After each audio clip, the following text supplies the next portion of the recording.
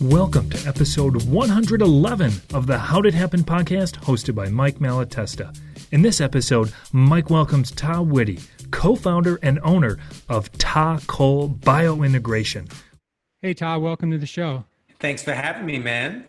It is such a pleasure to have Tah Whitty with me. I first learned about Tah on the Mike Dillard podcast. I was listening to Mike talk to Tah, and it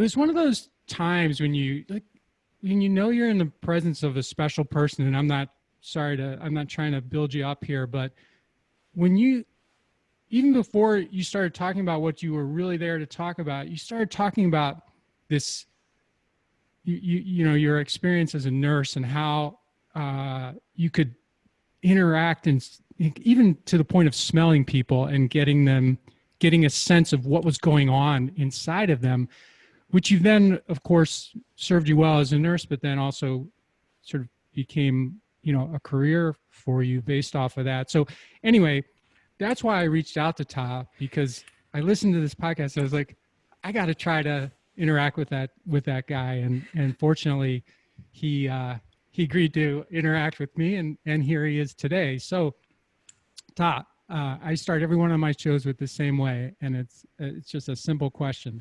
How did it happen for you? Well, thanks for having me, man, and thanks for the awesome intro. I really appreciate that, man. How did I get here? So it was a pretty long, intricate, arduous process of being in a space as a child where I felt like I was a mistake.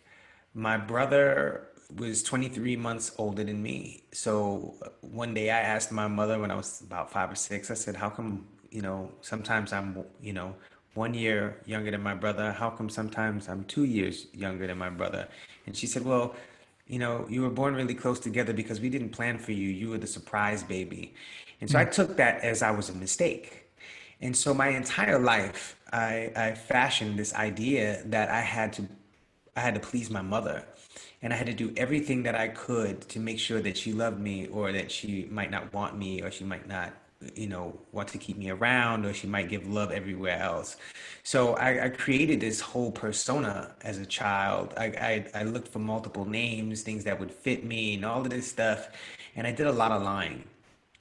And I was very dishonest as a child. I was dishonest as a young adult. I was dishonest well into my late 30s, early 40s. I was very dishonest about everything, and it wreaked havoc on my body. And my mother is a physician, and she went to medical school after having 3 kids and being a nurse, for an ICU nurse for quite some time. And she went to medical school, and she became this world-renowned doctor. She's the first Black woman to be the type of physician that she is in the world. And what is that? she's a perinatologist. She does maternal fetal medicine, high risk pregnancies, and the like. So there's about 200 doctors in the country that do what she does. Okay. In the United States of America. And so, I had all this that I felt like I had to live up to. And so I considered going to medical school. I didn't really want to do that. And I did a lot around trying to get attention as a kid. So I kind of was flunking out in school to hopefully that they would notice, but I would forward all of my report cards and all this stuff. I did a lot of lying. Lying, incessant lying. And so I wanted to help people. So I went to nursing school, and it was the best nursing program in the state at the time, at a community college, if you could imagine. We had the highest passing rate for the boards in New York State. And so I did nursing, and I went to nursing school, and I worked as a nurse in New York City at Kings County Hospital my first 2 years. I learned the ropes, and then I started working in emergency room. And I worked a total of 23 years in the emergency rooms all over New York City. I worked in over 12 hospitals as a nurse, and 12 of them were in emergency medicine, because I wanted to see the different demographics. I wanted to see, the different socioeconomic backgrounds, the different race and ethnic groups, and just how people's lifestyles affected them in their bodies. And through my experience triaging, I learned, in congruence with my body, I learned what people were like when they were lying, and I watched them, and I watched when they were being honest, and I listened to the cadence of their voices. And when people came in, I could actually start to really detect what they smelled like with certain disease entities, and it was really interesting. So certain people's breath would smell kind of metallic when certain things were happening, and it would smell kind of fruity when other things were happening. And I started to really fine tune this. And so my triage skills got really, really sharp. And that's where they kept me most of the time, in triage. So I was in triage. I was the nurse in triage. Anytime I was on shift, I was in triage, or I was in charge working ambulance triage, because I could get people in really, really quick. And so I had this really great lens on how to assess people in traumatic, dramatic situations under a lot of pressure. And so I learned to really see how the human nervous system worked when it was in fight or flight stage, when it was in a traumatized state, when it was sick, when it was ill, when it was well. I learned all of these things. In the meantime, I was running all of this toxic stuff on myself in the background. And I was lying about everything. I was in multiple relationships with multiple women. I was doing very high risk sexual things with multiple people, and it was dangerous. And so I was lying to those people in hopes that they wouldn't find out about each other. I was also lying to them, hoping that none of this would ever get back to my mother, because if my mother ever found out that I was that I was fooling around with so many women, she would hate me and all of this other stuff. And I had all of this stuff going on in the background, and it started to really cause my body to be in a really disrupted space. And after years and years and years of this, my body started to break down. There was a point where I had Graves' disease. My thyroid was all out of control. I was diagnosed with something called retinitis pigmentosa. I was told that I would be blind by the time I was 40. I had all of this other stuff going on, and then I kept saying I got to get out of the hospital, because not only was I being out of integrity with myself, lying about everything, I was going to the hospital, and I took an oath, and one thing I am is very dedicated, and I took an oath as a nurse to do no harm. That's the first thing in the Hippocratic oath is I promise to do no harm. And I was going to work, and I was giving people medications I know they didn't need, that was dysfunctional. They were sending them to procedures that I know that were just for money. And it started to really cause issues with me walking into work every day. And So so I like kept, you were inside of the system then, in other words, you oh, you were doing what the system wanted you to do, is that what you're saying? yeah, yeah. Okay. And so that was my main source of income. I also did personal training on the side for about 15 years. And my main source of income, and I also toured as a musician. So I toured around the world as an underground hip hop artist and a house music DJ. So I did a lot of stuff. And so I got to see a lot of different cultures and a lot of different places. My biggest fan base for my music is in Czech Republic, of all places, right? So I have a lot of experience in a lot of different places, dealing with a lot of different people. And so when around the last couple of years of my nursing career, I kept saying I got to get out of here. I can't keep doing this, and I ended up breaking my back at the hospital lifting a patient. And I couldn't walk for 3 months. I lost all my fitness clients. I lost everything that I was doing. Everything, all my money went out the window, and I was dependent upon nursing for everything. And Sure. so it fizzled out, and I had nothing. The relationship that I was in, that I was in with a woman for 8 years, dissolved. She decided that she wanted to move on right when my back broke. Like, I mean, the day after, she decided that she was out, and my world came to this place where everything was just collapsing and falling apart. And I had to do a lot of soul searching. I did a whole lot of soul searching. I did a whole lot of research into my anatomy and what I've been doing. I've been helping people outside of me, and I moved into a space where I was actually starting to help myself. I met the woman Cole, who is my wife at the moment, and she's my greatest friend. She's a great mentor, a colleague, a partner. She's the bee's knees to me. And she is the first person that I was able, and I, just to backtrack, I had insomnia for 30 years, from when I was 14 until I was 44. I had insomnia. And I wrote a book about it. I wrote an album about insomnia. I did all this research about insomnia.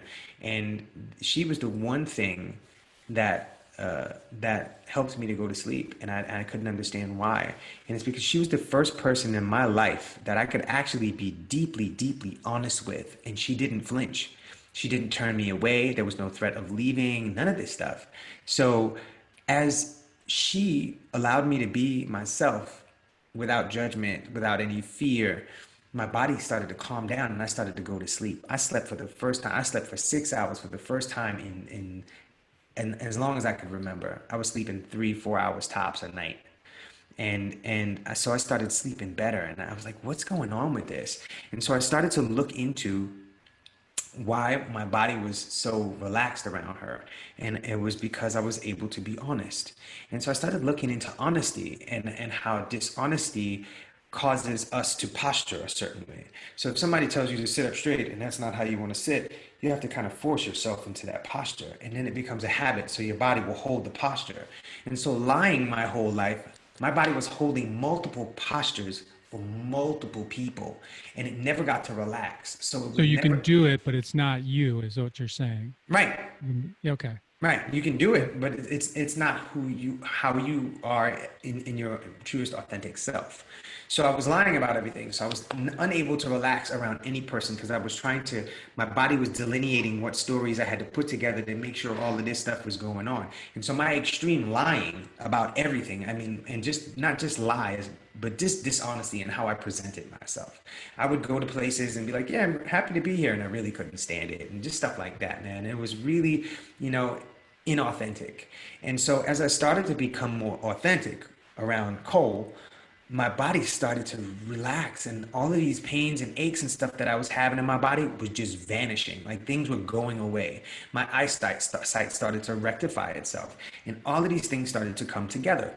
I started to become more and more honest and I started to tell people things that I had been hiding for years. And I just started coming out the closet with all this stuff to my family and friends and people that I was lying to. And I would call these old girlfriends up and be like, look, I just want to let you know that I appreciate you holding the space for me, but I've been lying about a lot of stuff. And I just want to let you know that none of this is your fault. All of this is around, my lying situation. And I'm looking to move past this. I just want to let you know that, if I was gaslighting or caused you to feel a certain way about something, I just want to let you know that I am assuming responsibility for this stuff so that you can move on and I can move on with our lives. And as I started doing this, all of this stuff started to lift off my body and things just started to remedy themselves. Body fat started melting off, cravings for junk food, cravings for stuff with dyes in it, craving for high sugar foods, all this stuff went out the window and it was just like melting off. So I started to explore this stuff with the clients that I was working with. And I was doing personal training and kind of coaching in the background after I got my back and everything situated. After 3 months, it took me about 6 months to really get myself back into a space where I could actually exercise. And so after a year, I started taking clients back on. And I would only do one-on-one clients and I would have them in a locked door session. And it was awesome. And I would have this mirror. And I would put them in front of the mirror before every session and I would be like, talk to yourself. And I would watch them talk to themselves and address themselves and see if they, do you tell yourself you love yourself, talk to yourself.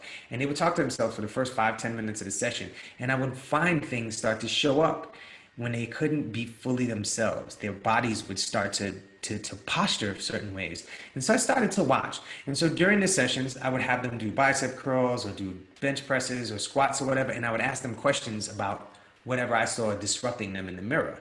And it would cause the body to kind of move into these weird spaces. And I was like, oh, this is crazy. And then comes back in the smell situation where I started to smell things.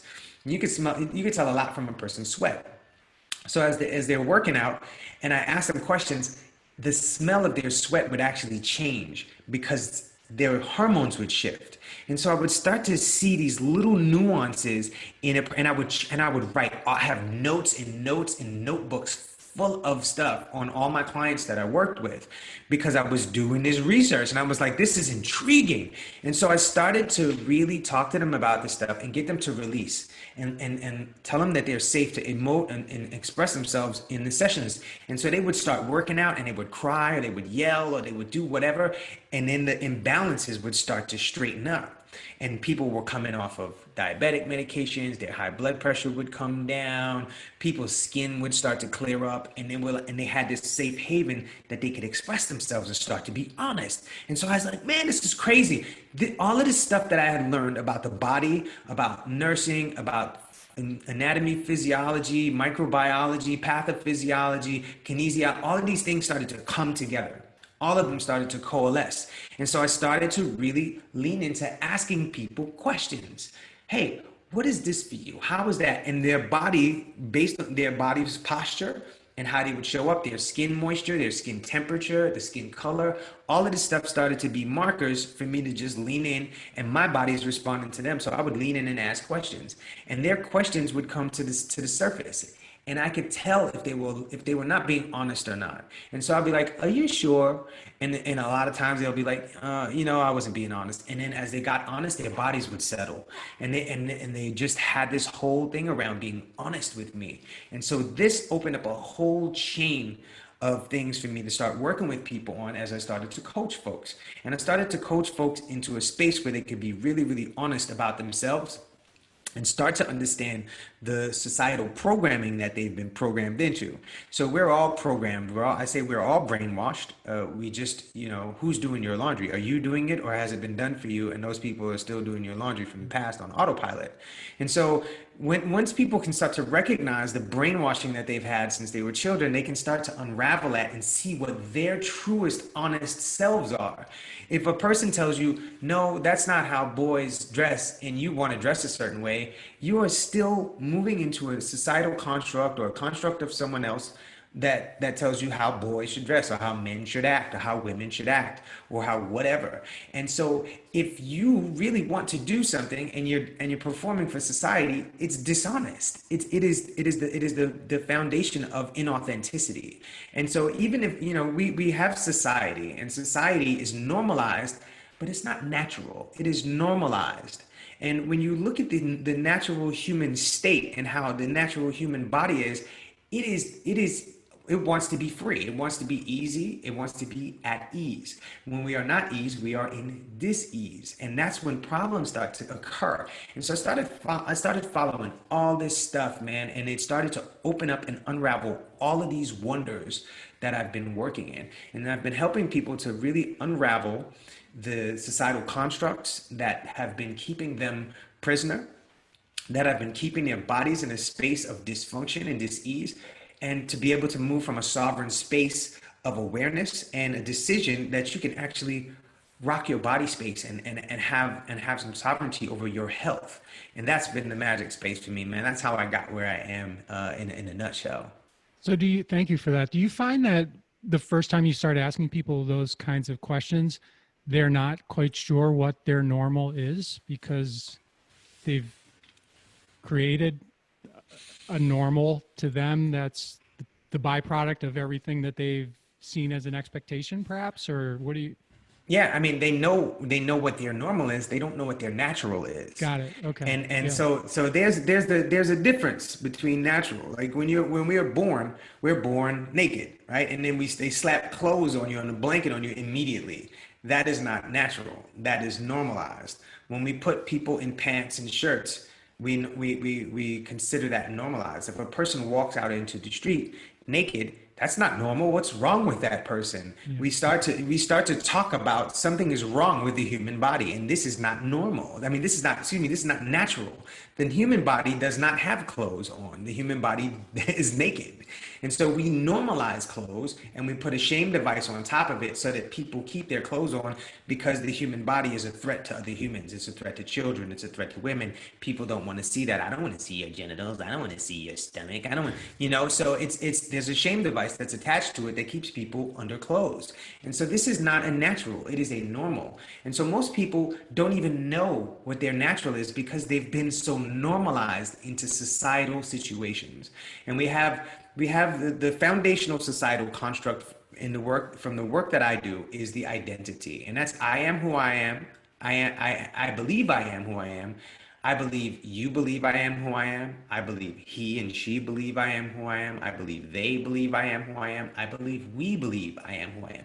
Those are all different parts of the identity. And that's the basics. I can get into, I believe that you believe that I believe I am who I am. And we can get really deep. And so, but I'm not going to go there. But this is the foundational situation. And so when somebody tells you, oh no, you're a boy, that's not what boys do. And you program what somebody else told you what boys do. You have now been normalized into what society deems a person should do.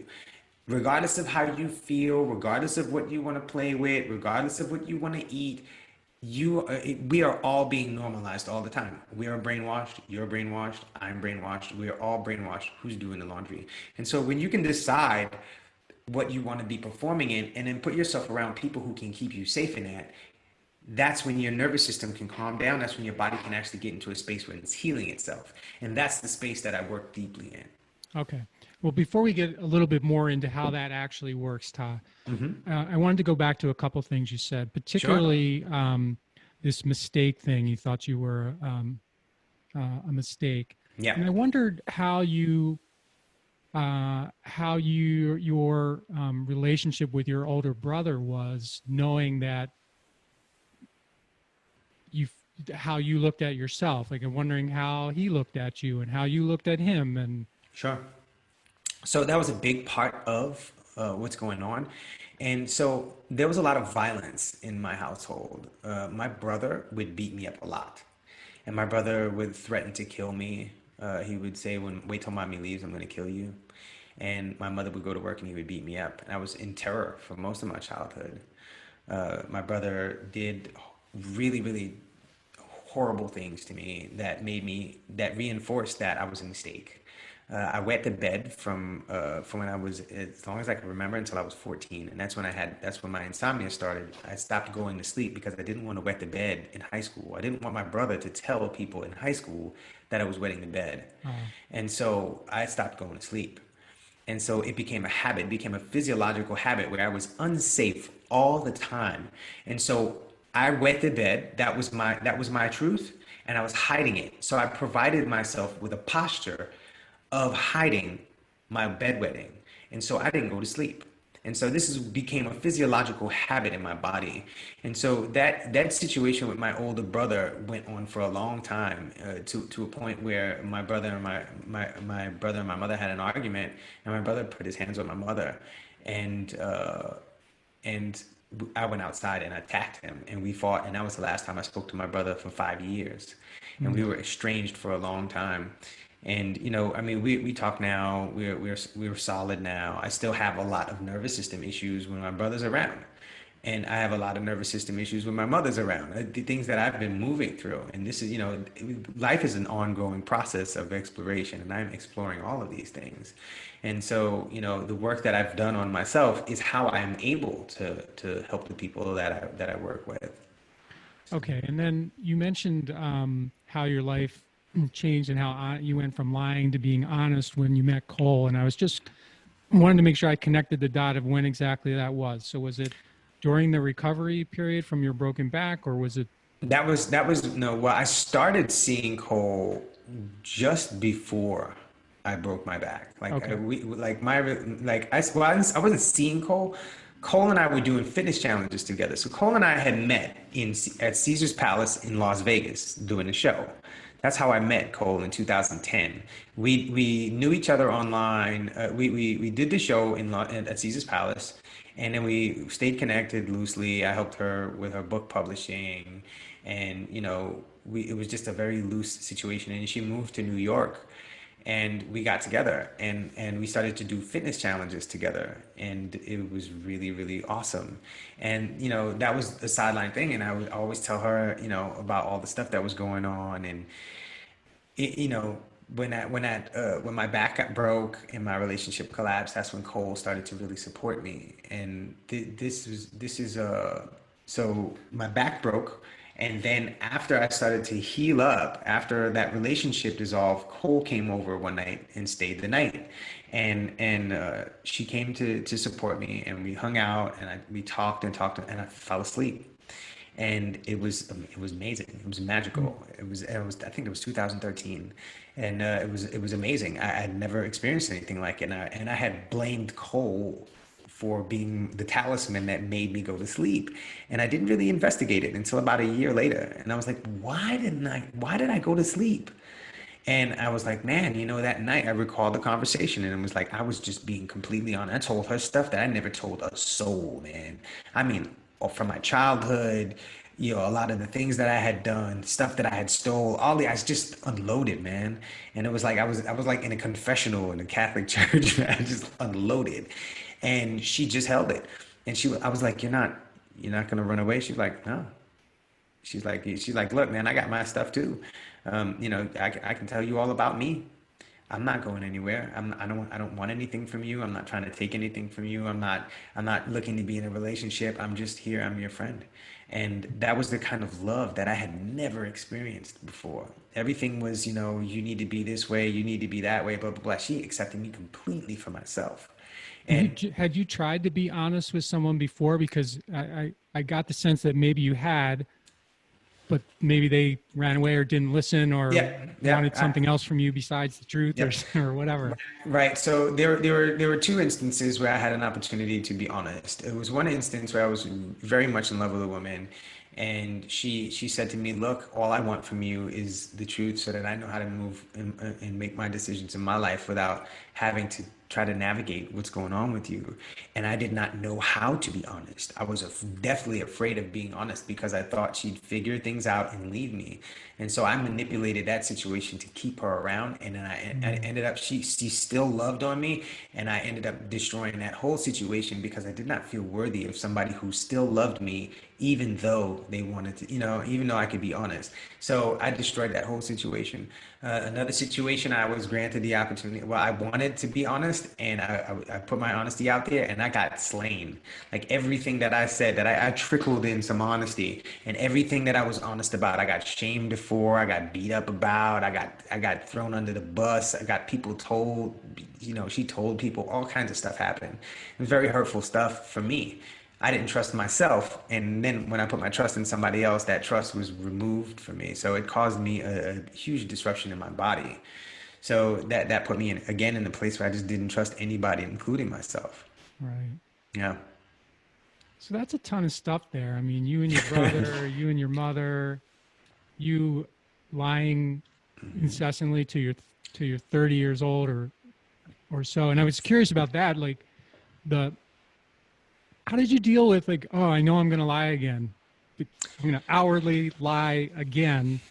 And then you just do it. I mean, how are you processing that? It becomes normalized. Okay. Right. Like, so see, this is where everything swings back to the normalization. Yeah. Okay. The nervous system, the human nervous system is amazing. And when I tell you it's amazing, I know because mine is amazing. If anybody can withstand what I've withstood in my life and the stuff that I've seen people in the hospitals withstand, the human nervous system is amazing. What it can manage. I've seen people do things to themselves for years and years and years and years and years and years and years. And their body still just doesn't give out. The human nervous system is fantastic. And so I lied on autopilot. So it was like if somebody, my brain moved so fast that if somebody came up and I thought that they would perceive me a certain way, I would create a whole other persona, scenarios, situations that never happened, and I would file that away and keep it. So the next time I saw that person, I could recall that whole lie, that whole fabrication, and apply it to that person.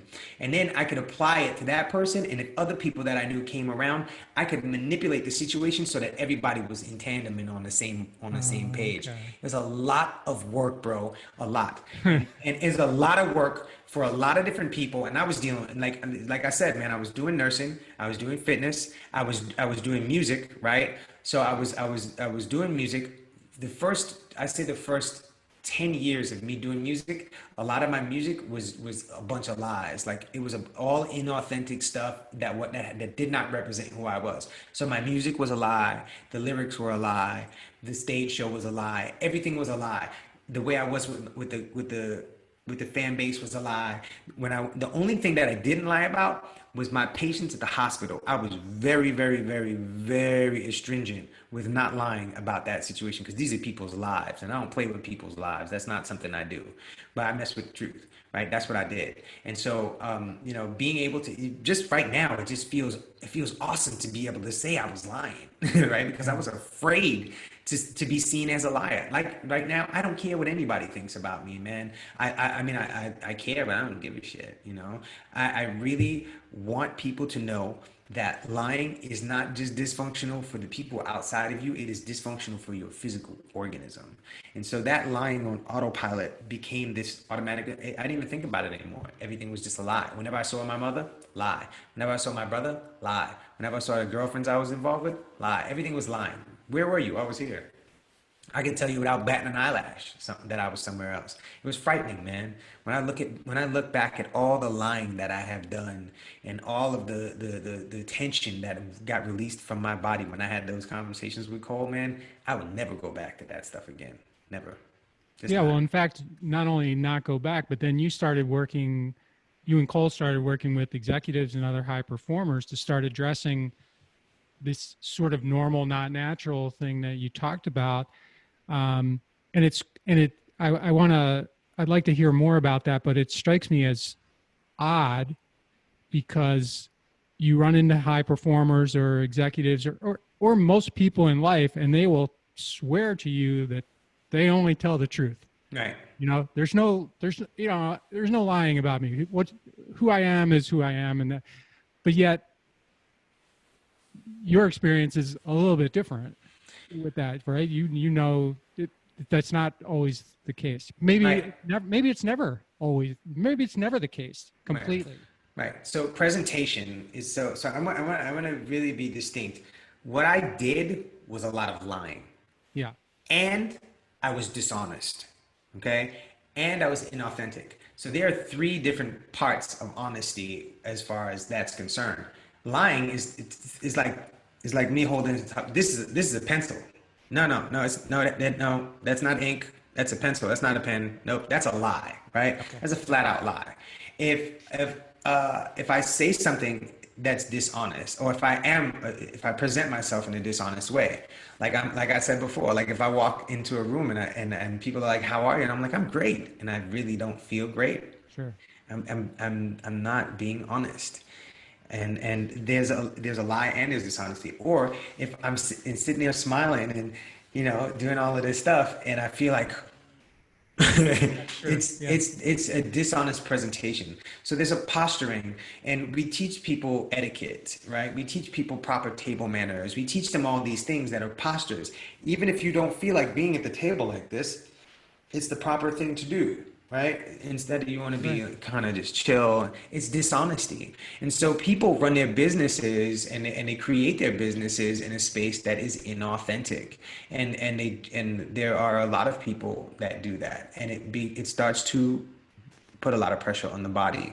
And so people have like a lot of business execs that Cole and I have worked with have these really weird, wonky autoimmune disorders, these weird heart issues, these weird kind of sort of stroke things that happen, and they're eating healthy, and they're doing this and they're doing that. They're biohacking. They're doing all this stuff that's supposed to fortify the body, but the honesty factor is not being observed. And so we go in and we dig up all of these things.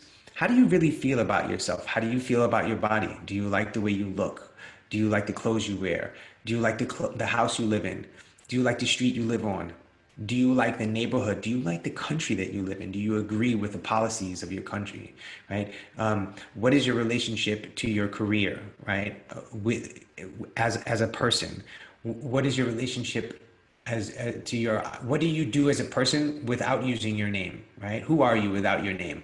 Who are you with your name? Who are you with your vocation? Who are you without your vocation? Do you agree with all of those things? Are you having the sex that you want to have? Are you being sensual the way you want to be? How is your love life and your sex life, right? They're all four different things. And then how do they coincide? Are you having the love life that you want to have are you being honest? Are you laying in a bed with a person every night that you really want to lay in the bed with? Or are you doing it because marriage says you have to do it? Are you being honest? Fully honest in your life? Are you showing up honest? Do you like your mom? Do you like your kids? Do you really want to be a parent? Right? Are these things that you are being honest with yourself about? Not that you're not going to take care of your kids, but do you really want to be a parent? I know. Is it an obligation as opposed to right? Right. I know I had sex once, and that's how my daughter was born. Okay, once. I did not want to be a parent, and I actually told my daughter this, and it was one of the most refreshing conversations that I was able to be honest about. in my body. And I told her, I said, look, I did everything that I could to provide for her. I did not want to be a parent. I love her. I love my daughter. I love being her father. I love being her friend. I love being connected to her. However, I did not want to be a parent. And this is something that I did not share with anybody. And I did not share. I'll tell you, you want an inauthenticity situation. Sure. So I did music and I did all this stuff for years, and I had this fan base, and I had all these colleagues in the music business that were really, really great friends that I would tour with and do all of this stuff. When my grandson, my youngest grandson was born, I put a picture of him on Facebook, and I got a flood of calls. I have like 5,000 people on Facebook. I got a flood of calls from people that I'd known for years, and they were like, grandson, I didn't even know you had a child. And so I didn't deny my daughter. I just never mentioned her, right? I never was like, yeah, I'm going to see I just never mentioned it. It was just, there was this, I had a shame factor going on because of a lot of this stuff. My mother was like, don't bring a child home out of wedlock. There was a lot of shame stuff that went on in my life that I had a lot of shame around being a parent at 18 years old. And so I just didn't mention it. I didn't lie and say I don't have a kid. If anybody was like, is that your kid? I'd be like, sure, that's my kid. But I just didn't bring it up. And so these things are inauthenticity. And our bodies hold that in the background. And it's playing on autopilot. When other people will be like, oh yeah, my son, my this, my daughter, my that, my da. And I'd be just like, that's nice. I would never mention my kid. I just wouldn't say it. And so this is inauthenticity. This is showing up in dishonesty because you're just not being outright about who you are. And so when you have this type of dynamic, when you have your body situation and you're not being honest about your body, when you're not being honest about your business, when you're not being honest about your relationship to taxes, to your credit score, to money in and of itself, and how that affects your body, when you can't be honest with that, it shows up in really weird and wonky diseases. And so when you can start to be honest about all of this stuff, all of these things start melting away. They start melting away because the nervous system gets to calm down. And when the nervous system gets to rest, all of your body's functions of healing start to come online. The body is designed to heal itself. And so when the brain, right, the human brain is about 2% of your body weight, right? 2%. And it uses at rest, it uses about 20 to 25, according to our sciences right now, it uses 20 to 25% of your body's resources. So the blood that comes from your heart pumps up into your neck. 20 to 25% of that is being pumped into your brain before it ever sees the rest of your body. Okay? And so that's when you're at rest. And when you're stressed, that can go up to 50%, 60%, depending on how much stress you have. And so the resources that your brain is using and the waste that it's creating is tremendous. And so the rest of your body, if your brain is not resting, the rest of your body is a second-class citizen. And so it doesn't get to heal, it doesn't get the resources, it doesn't get what it needs. And so all of this from the neck down, from the jaw, from the cheekbone down, gets second-class treatment. And so if you can imagine lying and holding the posture up and getting your brain to do all of this work, it leaves room for a lot of disease to happen. So so I hope that that answers your question. Yeah, it does. So I got so many places that I want to go, but I'm going to go to how do you and Cole get people to come and work with you? Because I'm thinking the inertia has got to be so strong not to submit to the kind of stuff you're going to ask people to submit to, that it's sort of it reminds me of sort of like a detox, right? Where you don't have a choice anymore. You're forced to go there because you just can't function. But that's not the case for people coming to you. I think most of them. So because I'm wondering, like, what would have to happen to me for me to want to do this type of exploration, even if I knew it was going to be good for me? Yeah. Unfortunately, unfortunately, most of the people that come to us are by word of mouth. When people are like, man, I'm at my wit's end, I don't know what to do. People will be like, you need to call Tah and Cole. Call up Tah and get on the phone with him and talk to him. Just get on the phone. What does he do? Just get on the phone with them.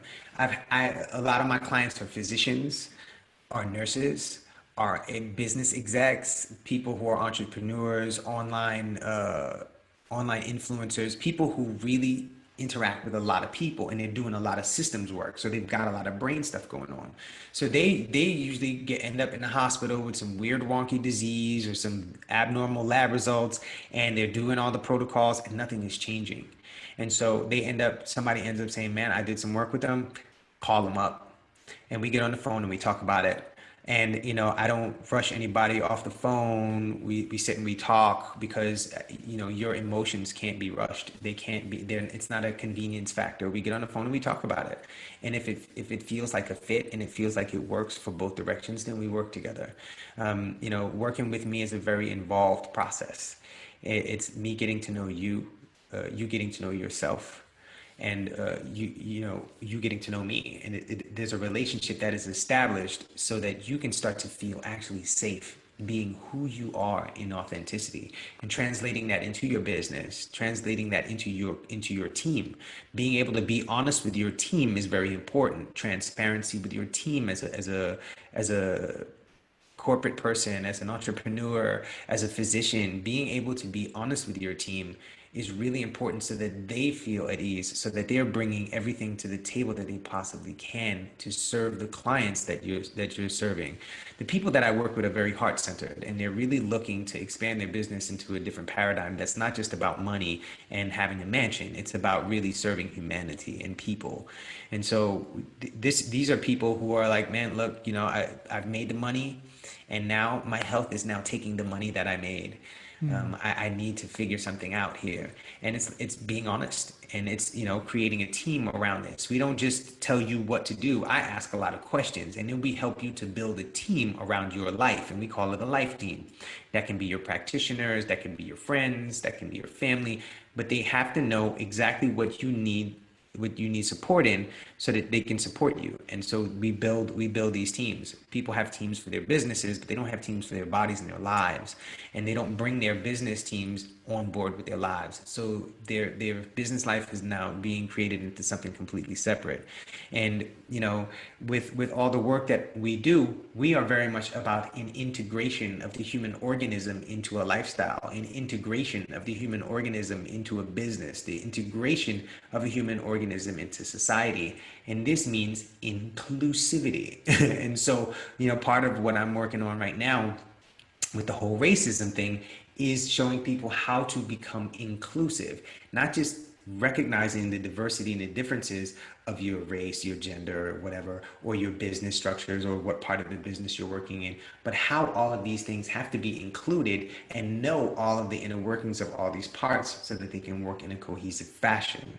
And so when you have sovereignty over your organism, and you bring your organism to the business with other sovereign people, that's when everybody comes together and you have a cohesive experience. And that's where the marriage of all this stuff comes together. And how so inclusive? It sort of reminds me of the lying thing, right? So if you ask someone, do you believe that telling the truth is the right thing? People say, absolutely. I do it all the time, right? Mm-hmm. And if you ask people if they're inclusive, most people would say, of course, it's a core value of mine, or whatever they might say. So when you say inclusive or inclusiveness, what do you mean? I mean, including every perspective, every truth. And so the space that I work from starts with awareness.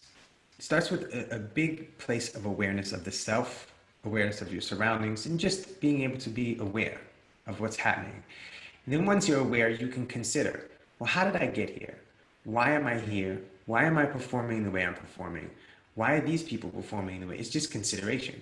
Mm-hmm. And then once you have consideration, you move into the truth space, which is validation. My truth is valid for me. Your truth is valid for you. Our truth is valid for us. Their truth is valid for them. They're all different truths, and they're all relative. And so starting to recognize that the truth is always relative. to the individual and the collective. It's always relative. And so when you can see that relativity and you can honor that relativity and then bring it in for a discussion, we can all come to some mid-ground of inclusivity of all these different truths and how they function or don't function for all of us or each one of us individually.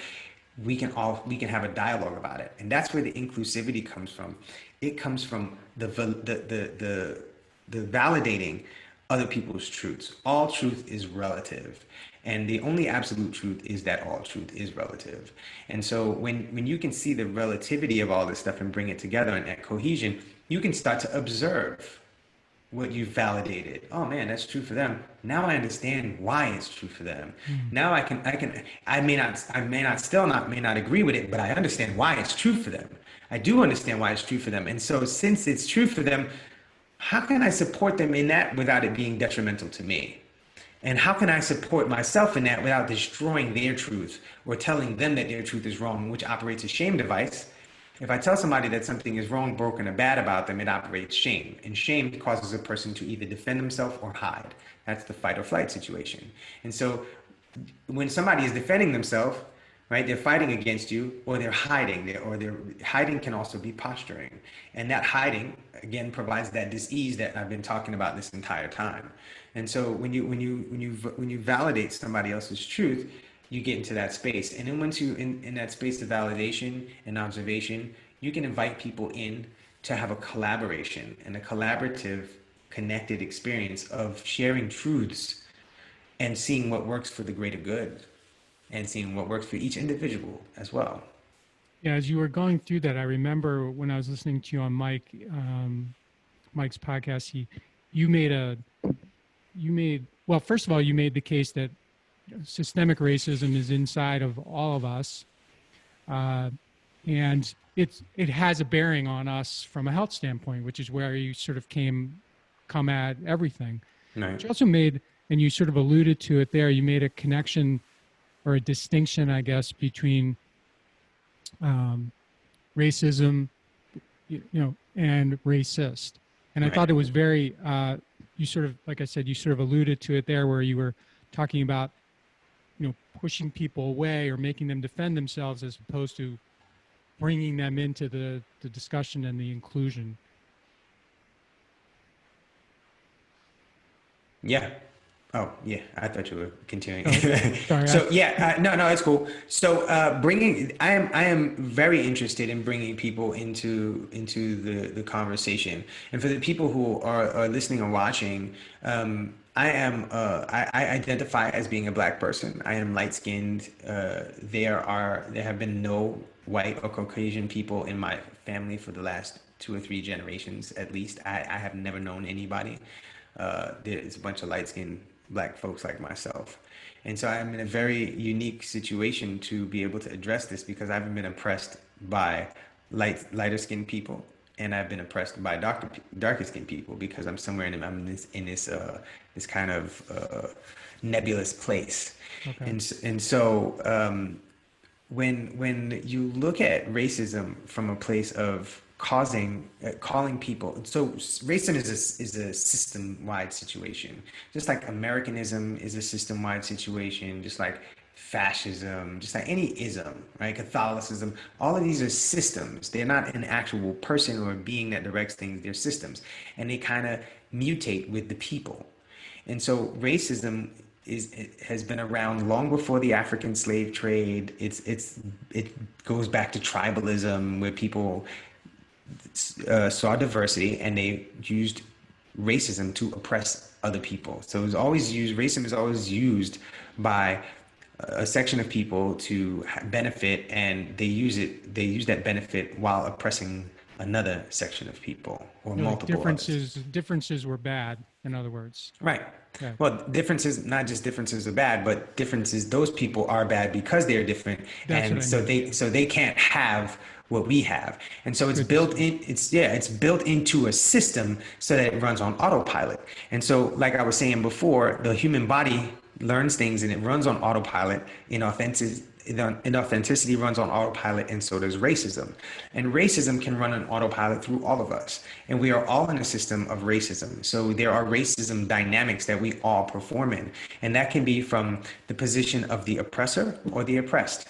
That can be from the victim or the assailant. That can be from a person who's a shill. That can be from a person who's a beneficiary of racism. There are different spaces that we can all be in with as far as racism is concerned. But when we call a person a racist, things start to happen in the physiology. It's like calling somebody stupid. Hey, you're stupid, right? That your nervous system's going to come online. You may question yourself. Well, I'm not stupid, right? If you've associated being stupid as something bad, broken, or wrong, your shame device comes online. And when you start to defend, I'm not stupid. What are you talking about? Yeah, right? You're stupid. I'm not. You're stupid. stupid, right? Stupid, right? And so it's the same thing when you call somebody a racist and you point that finger, you racist, right? I mean, just listen to my voice, you racist. Yeah. The inflection is just in and of itself is demeaning to another person. And so what's going to happen? They're either going to get defensive or they're going to fight with you, or they're going to hide. And they're like, I'm not a racist. What are you talking about? And so your defense systems come online. And when your defense systems come online, your ability to be logical gets downregulated. So because it's a defense mechanism, you are now in a survival space. And when you're in a survival space, you become defensive. And when you become defensive, you're either running or hiding, or fighting, right? And you can't think straight.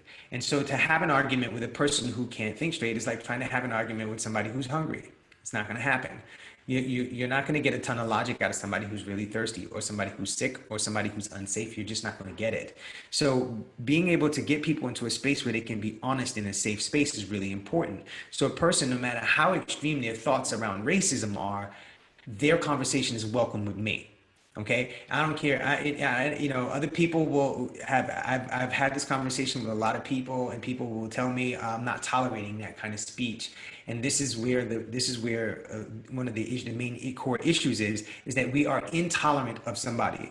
And racism in and of itself is a system that is designed to create intolerance. So to fortify intolerance by separating racist people from the conversation is actually racism working to keep separation going in the background in a mutated, highly evolved way. And so when we see this type of stuff, when we welcome this dialogue, and when we let another person know, hey, you're not a threat to me, I'd love to hear what your thoughts are on racism. You hate black people? Tell me why. You think black people are worthless? I'd like to hear about it. Tell me about it. I'm black and I don't associate myself as worthless. So I'd love to have that conversation with you if you're into it. Let's sit down. I'll buy you dinner. I'm not trying to get anything from you. I'm not trying to take anything from you. I'm not trying to take your job. I'd like to have a conversation just because I want to have a conversation. And when there's this guy, I forgot his name, that goes around the South, brown-skinned dude, goes around the South and he talks to KKK people. And he talks to them. He just sits down and talks to them, has dinner with them. People are leaving the KKK because they never knew that black people could be human beings, because they were trained that black people are these animals. These subhuman animals. And when people start to wake up, when people's nervous systems are calm, when people's nervous systems are in a space where they can actually delineate things, conversations can be had. So I am not about pointing fingers, witch hunting, and calling people a racist, because it activates a shame device. And when you activate a shame device, it becomes very dysfunctional and difficult for people to actually have a conversation without arguing, without pointing fingers, without shutting people down, without creating walls. And like I said, if we're going to talk about racism, it's not just about diversity, because diversity is just your ability to see differences in people. And diversity without inclusion is the breeding ground for racism to flourish, because it leaves space open because, oh, look, there's some black people over there, let's not talk to them. Or there's some white people over there, they're going to discriminate against us, so let's not talk to them. This is racism. It is the ism of race. It is the system of recognizing diversity and in using diversity to keep people apart. I want to use diversity and inclusion. I want to include people, everybody in the dialogue. And so that's what I was talking about on Mike Dillard's podcast. Okay. Mm-hmm. And once you get people in the dialogue, let's just say, these executives or high performers. You get them into the dialogue, like you get them into the dialogue about everything else about themselves. Where does that lead, or where do you hope that leads to, or what's the goal with that? How does it make progress for everybody? Well, making progress for everybody is if a person comes to me and they just want someone to cover up what they've said, like, so the program that I have right now is called Rated R. And it's about it's for people who have been rated as a racist, or who are afraid of being rated as a racist, or they know somebody else who's being rated as a racist and they want to help them. So, you know, if somebody is just looking to look, I don't want to be seen as a racist. I want my business to flourish, but I'm not interested in changing anything. This is not the person to come to. I really want to get people to be able to recognize that racism is a system. And if we're looking to be anti-racist, or pull racism out of being the mainstay of our standard operations, that there is an awareness that you have to at first acknowledge. You are aware that these things are actually going on. Then see with consideration how you are involved in it. What is your position? Are you a covert racist, or, you know, a person who participates in covert racism? Are you a person who is overtly in racism? Right? Are you a person who is a racism oppressed person? Are you an oppressor? Are you working from a place of oblivion and you're doing things to participate in the racism structure and you don't even know about it? Can we bring this stuff to light? Can we bring these things to light so that you can see them? And once you have that consideration, then you move into that space where you validate, okay, this is my truth. I wonder what this person's truth is. Let me see what that person's truth is. Let me start to bring in these things and start to really observe. And once I observe all of these things and see what's going on, I can decide what I want to do about it. Do I want to continue to have a business that's working in the background, that keeps people separated, that doesn't let people based on their race, their religion, their gender, their sex, right? The way they dress, the way they do their hair, right? Where they live, what their financial background is. Do I stop them from actually participating in all, or having the potential to participate in all functions of my business because of a bias that I've created, a bias that I've had, a bias that my business upholds and has been upholding for the entire time it's been in place? And then once we have that, we invite each other in for a collaboration. We invite all the members of the business in for a collaboration on actually adjusting the culture of the business. And when the culture of the business is of inclusivity, everyone is included. Everybody has access to the books and the financial records, and they can see what's going on in the business. Everybody has access to each other and can have conversations. If there's a board meeting, we make the board meeting open. Everybody can come sit in it. The officers may be at the table talking about stuff, and if anybody has anything that they want to add, it may be something valuable. So let's bring it in. And if that person is in a space where they could actually shift things, let's move them to a different position. And get them into a space where they can open up. There's all sorts of ways, but that's a very generic way that we work with people in this stuff, is really getting them to start to integrate inclusivity in their business structures. And what, that sounds phenomenal, by the way. Thank you. The only thing that got me there a little bit was board meeting and having it open. That seems like a public meeting. And then I thought to myself, boy, you really have to be inclusive to be willing to have board level conversations in front of everybody, right? Yep. I mean, that's a big. Yeah, but I mean, you set boundaries and you listen. We need everybody to listen and see what we're talking about, and then we will open the floor for discussion. Yeah, we'll open the floor for discussion, but we really need this to be quiet so that this can happen. But when you're in this space where everything is this covert, you have this behind the doors VIP situation, it's exclusivity. And when you are exclusive, you are not being inclusive. And so this is so if we're looking to change the way the world is, we've got to change the way the world is. And we've been working in an exclusive fashion for a long time. And board meetings are exclusive. And, our government is exclusive. Like they have all these exclusive closed locked door meetings where people are not aware of what's going on. I want to be in the room where it happens. I want to be in there, and I'd like to know. I'd like to know what's going on with my finances, what's benefiting or disrupting my family. I want to know what's going on with the other people that I work with. I want to know.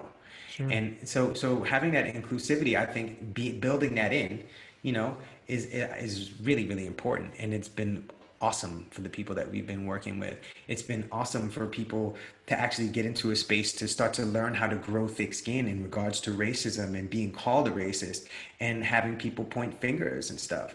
And then starting to be authentic and being like, look, cool, I was called a racist. I said some stuff that I didn't realize. I didn't even know it was insensitive. Or you know what? I was insensitive. And now I'm starting to see things differently. I'm starting to wake up. I invite y'all to wake up with me because I'm going to talk about all the things that I'm learning. And you know what? I was in a place of oblivion. Now I'm really looking to make this happen. So I understand some of y'all heard some of the stuff that I said before, and you want to cut me off, or you want to cut me down, or you want to kill me, or whatever. I get it, and I'm just telling you that this is the work that I'm doing, and you can rock with me and see how I progress, or you can leave me alone. I completely get it, and your feelings are valid. Your feelings are welcome here. Your dislike of me is welcome here. Your like of me is welcome here. It's all welcome here. I am an open book, and I'm ready to put this stuff on the table, and I'm ready to shift the planet. So if you're ready to shift the planet with me, then let's go. One of the things that I was thinking, getting back to earlier when you were talking about lying and then becoming honest with Cole, and then you went and you talked to some people that you had not been honest with before, and I was trying to relate that to the discussion about racism, and am I do I have racism in me, or whatever, these conversations that you have to be inclusive.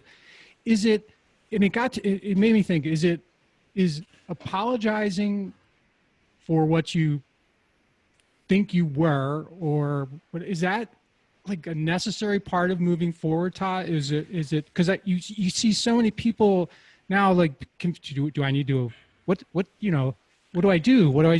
And I wonder how you think about that in particular, because it feels like that trips up a lot of people. Yeah, so it does trip up a lot of people, and apologizing can be very disempowering. And so it puts you in a place of shame. Okay. And so this is a space that people take a little bit of time to really sink into this. And I invite you that as you're listening to this, it may not sit well with you at first, but if you listen to it and you sit with your body and see what I'm talking about. Okay. Apologizing says, I'm sorry. I am sorry, right? I am, right? Sorry. When you're sorry, there's a dysfunction to you. You did something wrong, right? So I am sorry, as opposed to thank you, right? Thank you for understanding that I did something that doesn't function, and it was not my intention, or it was my intention, and I see that, and I see the dysfunction in it, and I would like to move into a different space of functioning. So thank you for teaching me. Thank you. Right? When I step on somebody's foot, I don't say I'm sorry. I say, hey, thanks for understanding. I didn't mean to hurt you. Are you okay? Is there anything that I can do to support you? It includes the other person.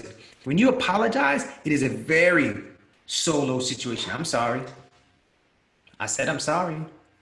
I am taking it on. I'm owning that I'm sorry. I'm sorrowful. I'm in a sorry space. It does not include the other person. When you thank a person, listen, thank you for bringing this to my attention, or thank you for understanding that I didn't mean that, whatever it is, right? And murdering somebody, hey, I don't know how to apologize for that. Okay. I don't know anybody who is a murderer. I've talked to murderers. Okay.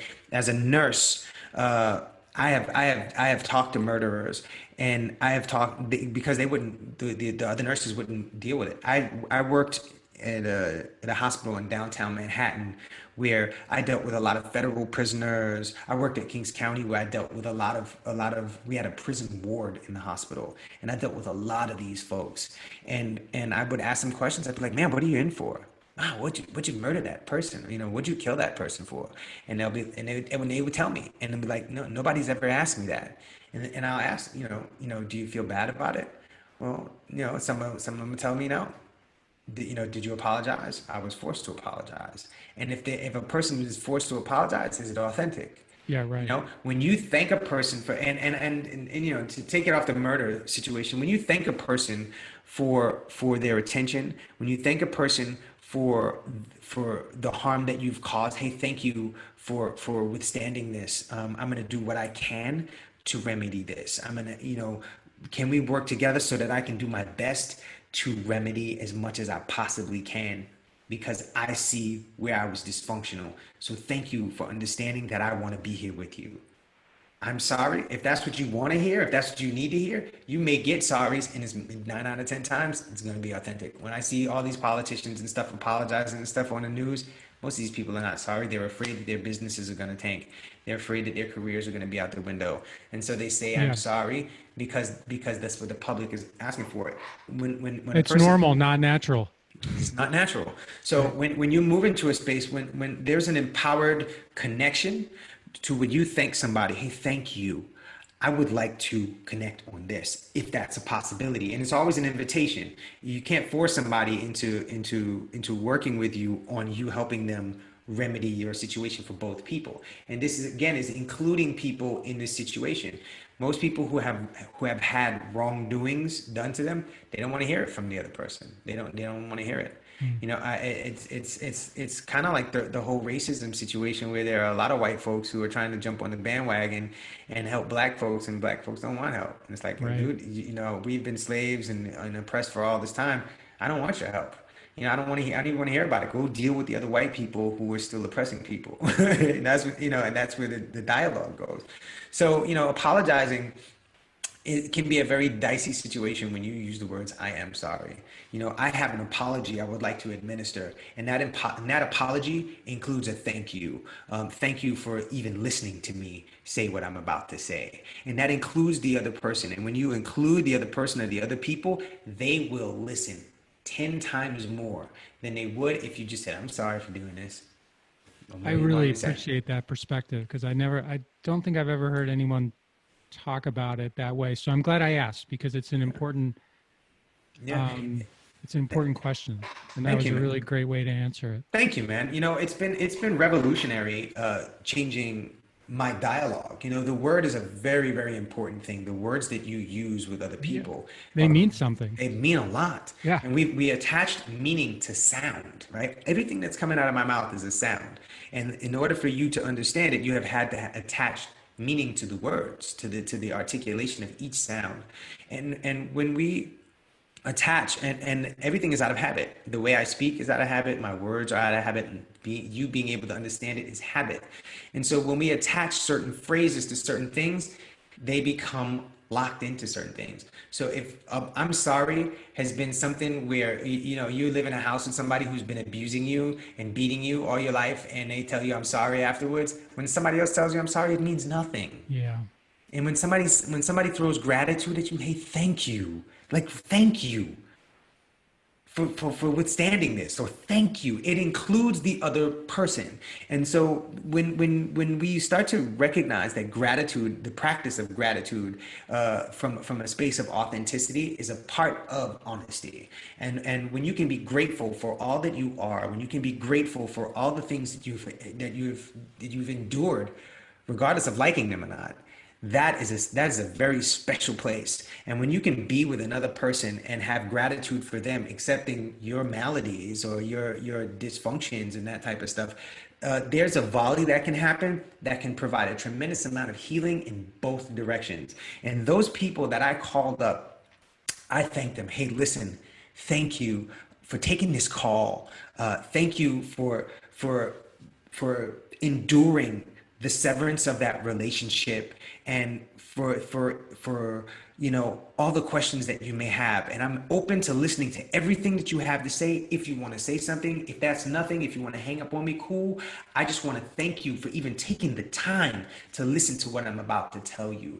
And so I had my dysfunctions, and I was going through this, and this is why I feel I did the things that I did, and I wanted to let you in on it. If you had any questions, if you wanted to curse me out, if you wanted to do whatever it is in regards to those situations, I will listen, and I won't say a word. Perfect. Yeah, I won't say a word. Todd, two last things. One, Sure. You and Cole work with people all over the country. Your website is tahcole, TAHKOLE.com. Mm-hmm. Is there another way that you want people to reach out to you? And then I have one final question for you. Sure. Yeah. We can be reached at that website. And if you're interested in the Rated R program that we're doing, if you want to schedule a call with me, go to gethelpquiz.com and just fill out the quiz. There's a little quiz that will give us a little insight onto what you're doing and what you need help with. And we'll get on and we'll schedule a call and get on a call with you. That's a fantastic landing page you have, by the way, for Thank you, man. Appreciate it. Okay, so last question for you is, what's next for you? What is? I know what you're doing right now, but what do you want to be the next thing that you will accomplish? Man, there's so many things. So the next thing that I want to accomplish is a 15-second handstand. Okay. That's the next thing that I personally, you're talking about personally, you're Just talking about business-wise. That's cool. So I'm up to about 5 seconds, and I started my handstand journey recently. And I was never an inversion person. I'm 48. I'll be 49 this year, and my body is in the best place it's been as long as I can remember in my life. I'm pain-free in so many ways. I'm more flexible. I'm stronger than I've ever been. And I want to be an inspiration for human beings to be able to see that them living in who they are is the most absolute best place that they can possibly be, is to be yourself and to live and to feel and to have fun every single day of your life. Every single moment. Even when things seem dire, have as much fun as you possibly can, even if it's for 5 minutes a day. Enjoy yourself. Enjoy the people that you're with. If you're in a space, if you're in a place, in a house or whatever that you don't love, get out of there.